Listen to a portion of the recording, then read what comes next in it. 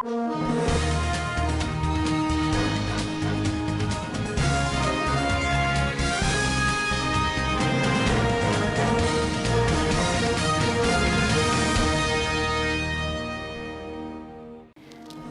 Muhammadu Buhari hails Shatima as Tinubu's running mate.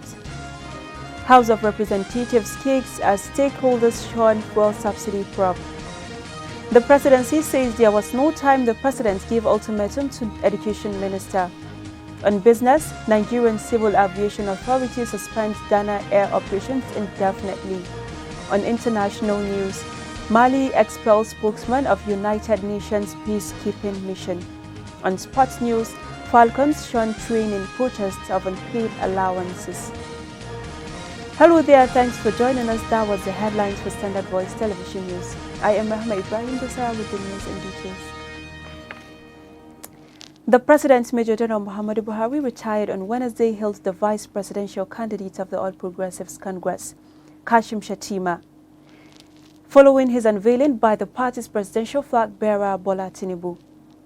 According to a statement signed by his senior special assistant on media and publicity, Garba Shehu, the president spoke when he received Shettima at the presidential villa hours after he was unveiled by the leadership of the party as Tinubu's running mate. The president said he wished Shettima the best and that his consistency in the party is very respectful, adding that Shettima served 2 times as a governor and finished well. In his remark, the vice presidential candidate thanked the president for his empathy, supports and positive role leading to his emergence as running mate to the APC presidential candidate.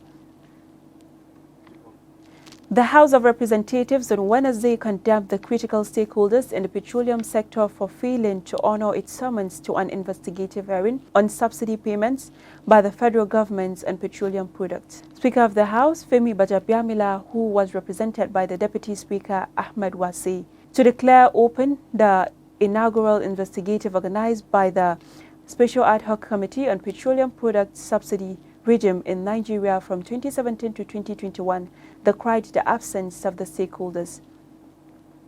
A similar situation was recorded on July 5, 2022, when Bajabiamila condemned the non-appearance of top officials of the federal government before the Ad Hoc Committee on the volume of fuel consumed daily in Nigeria at its investigative hearing. For more on the story, Omo Kulsum reports. Mr. Bajabiamila had particularly called out Minister of State, Petroleum Resources Timi Silva, Minister of Finance, Budget and National Planning Zainab Ahmed, Governor of the Central Bank of Nigeria Godwin Emefiele, and the Chief Executive Officer of the Nigerian National Petroleum Company Limited, Mele Kyari, as well as the Managing Director of Petroleum Pipeline Marketing Company, Isiaku Abdullahi, among others. The Speaker, who was represented by the Deputy Majority Leader, Peter Akpatasin, was miffed by the fact that most of the critical stakeholders were absent from the hearing, while those sent to represent a few of them were officials whose cadres were lower than those required to answer questions on behalf of the organizations. The Deputy Speaker disclosed that the quantum of money allegedly spent on subsidy during the period under review amounted to between 4.9 trillion naira and 6 trillion naira. He also assured the committee that the House was ever ready to give them the necessary support and cooperation to ensure that the right thing was done for the interests of the country and for the benefits of Nigerians. Kulthum Muhammad reporting for Svtv News. The federal government on Wednesday approved contracts worth 7.5 billion naira for surveillance equipment for the Kaduna and Port Harcourt airports and an irrigation project augmentation in Adamawa states. The Ministers of Aviation, Hadi Sirika, and Water Resources, Suleiman Adamu, revealed this to State House correspondents after the weekly virtual Federal Executive Council meeting chaired by the President.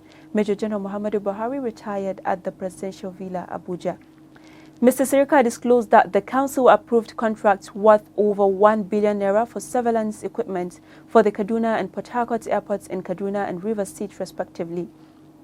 He also announced that Nigeria will soon conclude a bilateral air service agreement with Canada. The BASA, he explained, is in line with the Chicago Convention, to which both countries are signatories.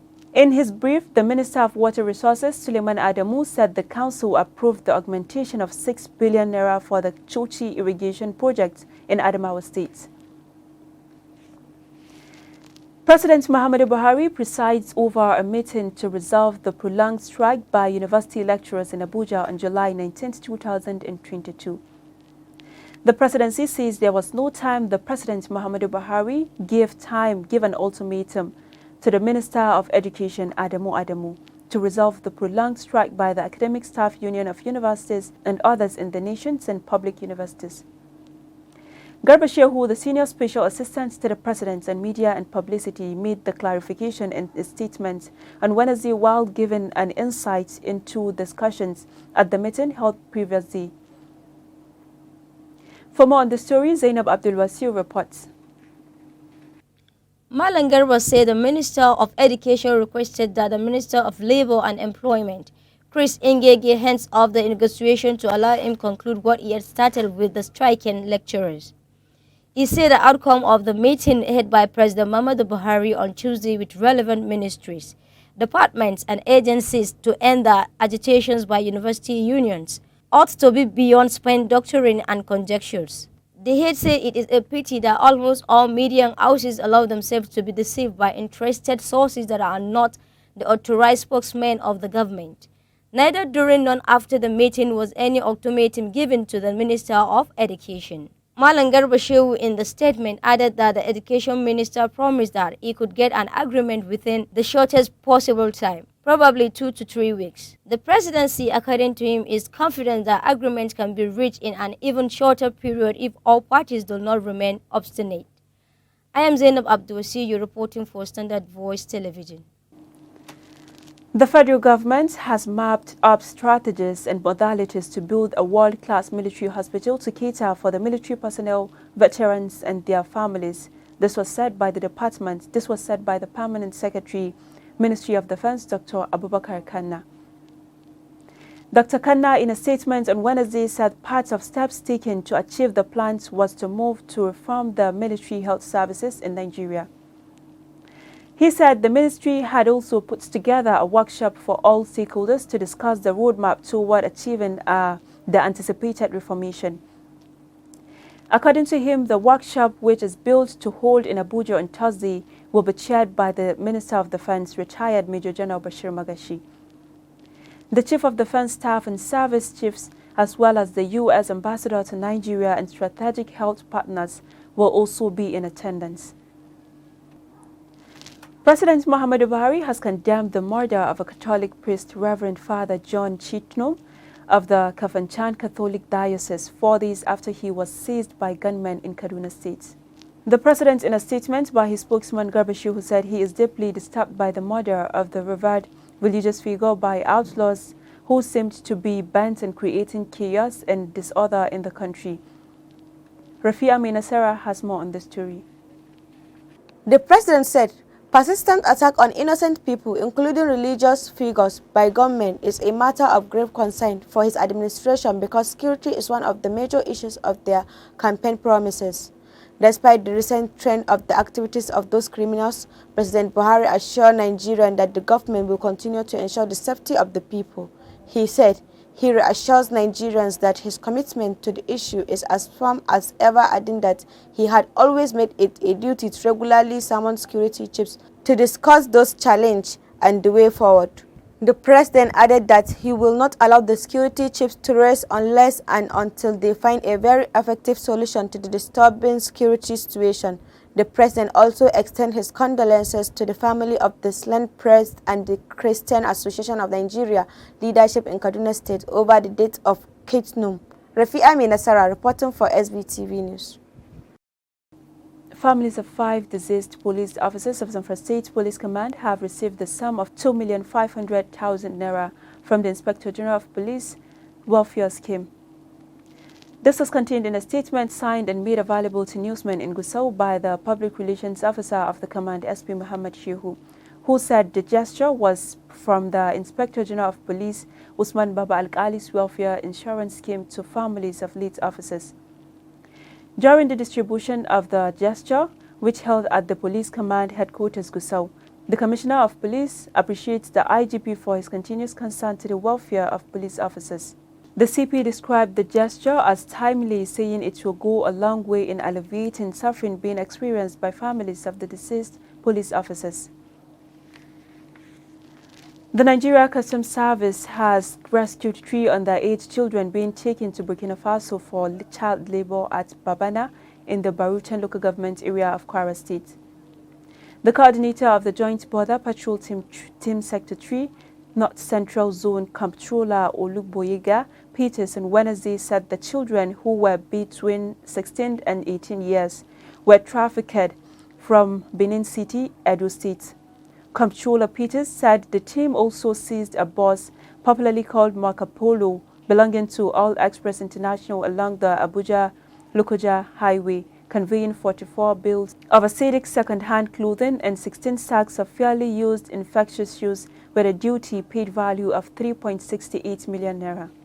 A trailer loaded with 550 bags of 50 kg foreign parboiled rice was also intercepted along the Mokwa-Jebba Road with a duty-paid value of 14,025,000 naira.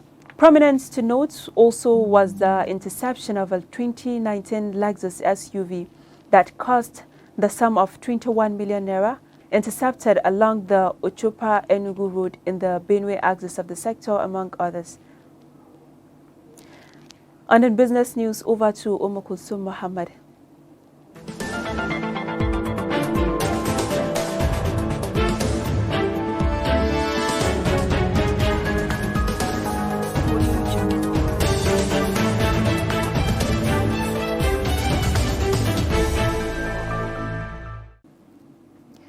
The Nigerian Civil Aviation Authority has suspended Dana Airlines air transport license and air operator certificates indefinitely.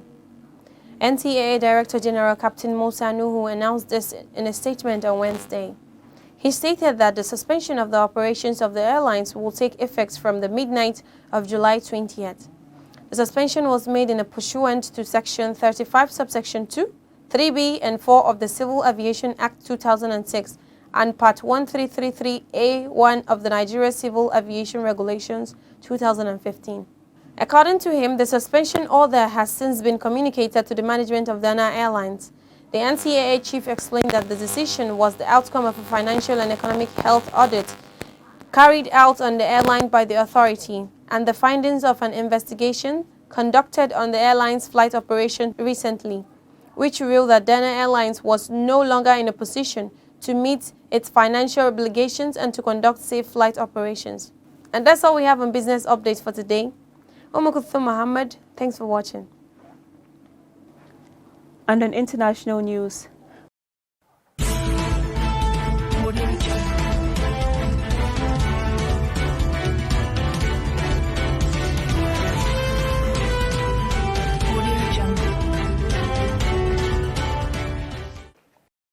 Mali is expelling the spokesman of the United Nations peacekeeping force in the country over a post he made on Twitter, the Foreign Ministry said on Wednesday. It said in a statement that the MINUSMA spokesman Olivia Salgado has been given 72 hours to leave over tendentious and unacceptable post he made concerning a controversy involving Ivorian troops.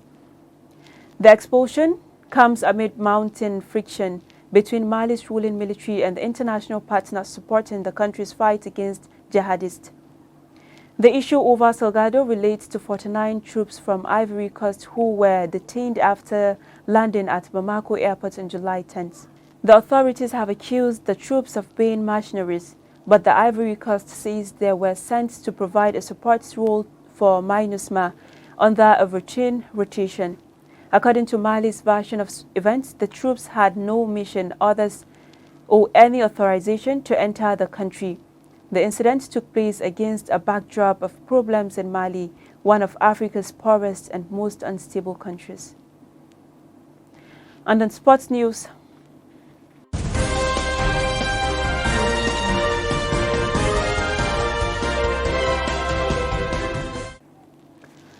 the Nigerian female football national team, Super Falcons, reportedly shunned training Wednesday night ahead of the third-place match in the ongoing Women's Africa Cup of Nations in Morocco as they protested unpaid allowances.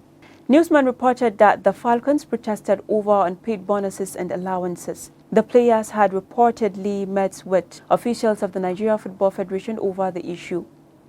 Wednesday's protest was not the first to be staged by the Nigerian players. The Nigerian female national team will play against She Polo Polo of Zambia in the third-place match of WAFCON 2022 on Friday. The encounter is billed for the Stade Mohammed V Casablanca. And that has been the news from Standard Voice Television News. To end the news, a quick look at the major headlines. President Muhammadu Buhari hails Shatima as Tinubu's running mate. House of Representatives kicks as stakeholders shun fuel subsidy probe. The presidency says there was no time the president gave ultimatum to Education Minister. On business, Nigerian Civil Aviation Authority suspends Ghana air operations indefinitely. On international news, Mali expels spokesman of United Nations peacekeeping mission. On sports news, Falcons shun training protests of unpaid allowances. On behalf of the production team, Head of News and Current Affairs, I still remain Rahama Ibrahim Desai. Do have a nice day and keep watching Standard Voice Television.